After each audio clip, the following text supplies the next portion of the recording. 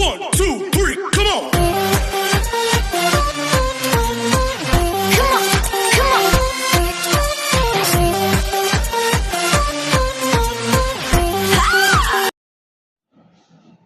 Hi guys! Gawa tayo ng sauce for today's video. Gawa tayo ng sauce ng ating isda. Kasi nag-ihaw tayo ng isda ngayon. Lemon, kamatis, sibuyas, bawang, at saka yung ito, bell pepper.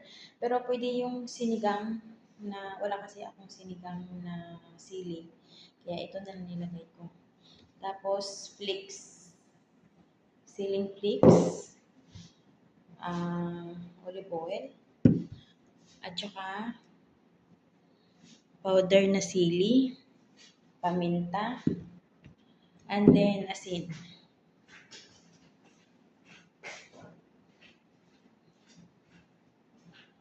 Asin. Yan yung ating ingredients dito sa ating fresh na sauce. Okay. Ano ko na to guys? Nahugasan ko na. Kunin natin tong kanyang buto. Hugasan ko na tong ating ano guys.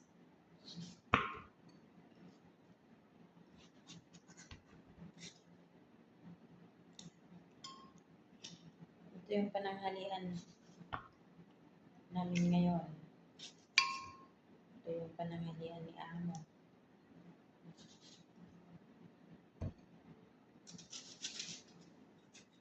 Ang sibuyas. Isang piraso lang na sibuyas. Yung malaki ng ilagay nyo. Good for one family.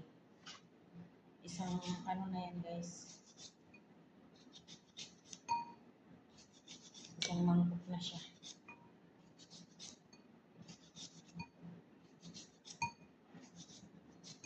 Dalawang lemon nilagay ko. Pero isa't kalahati lang yung isasama natin. Kailangan natin itong slice para makuha yung kanyang buto. Huwag natin sali yung buto niya guys kasi ito yung mapait. Mapait kaya yung buto ng lemon. Sino dito sa Middle East na umaano ng lemon? Gumagamit. Panggawang sauce. Kunin talaga natin yung kanyang buto.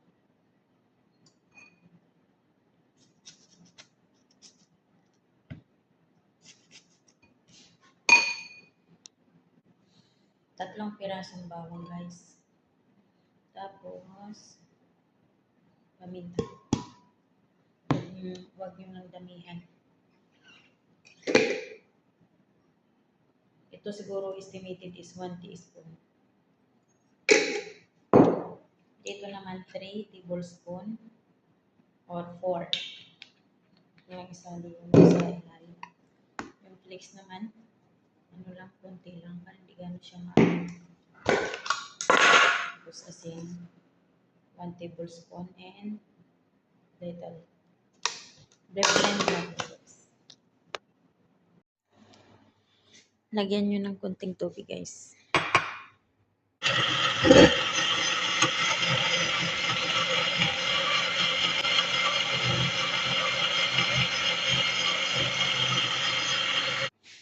Ito na yung ating sauce. Ayan na guys. Ito na yung sauce ng ating isda. Ayan na yung ating sauce. Ito sa Amo. Ito sa amin. Okay guys, thank you for watching. Ganyan magawa ng fresh na sauce. Try at home. Masarap siya.